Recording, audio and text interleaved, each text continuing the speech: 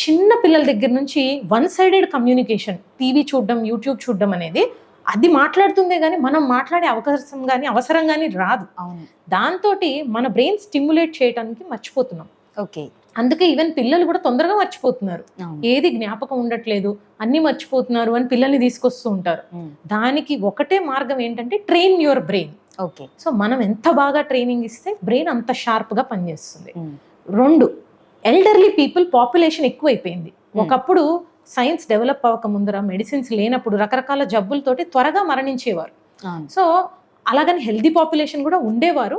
కానీ ఇప్పుడు పాపులేషన్ పెరిగి దాంట్లోని ఎల్డర్లీ పాపులేషన్ పెరుగుతుంటే బ్రెయిన్ అనేది ష్రింకేజ్ స్టార్ట్ అవుతుంది 60 years పైబడ్డ వాళ్ళలో. సో వాళ్ళలో సెనైల్ డిమెన్షియా లేదా ఆల్జిమర్స్ డిమెన్షియా ఇవన్నీ కామన్గా వస్తూ ఉంటాయి. కొన్ని neuro degenerative diseases, Parkinson's disease, stroke వలన ఇలా కూడా మెమరీ లాస్ అవ్వచ్చు. ఇవి కొన్ని సీరియస్ కాజెస్ అయితే కొన్ని ట్రీటబుల్ కాజెస్ కూడా ఉంటాయి. లైక్ విటమిన్ డెఫిషియన్సీస్, థైరాయిడ్, ఇంకా కొన్నిసార్లు అయితే స్ట్రెస్ వల్ల కూడా డిమెన్షియా. అంటే మనం మల్టీ టాస్కింగ్ చేయాలని ట్రై చేస్తూ ఇంపార్టెంట్ మిస్ అయిపోతూ ఉంటాం. అది సర్వసాధారణం.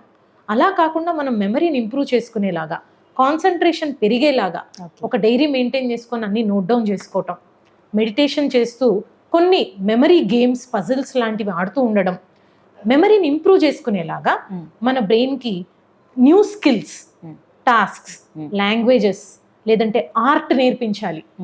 ఇలాంటివి చేస్తూ ఉంటే డెఫినెట్లీ మెమరీ లాస్ మనల్ని ఎఫెక్ట్ చేయకుండా మనం కాపాడుకోగలుగుతాం.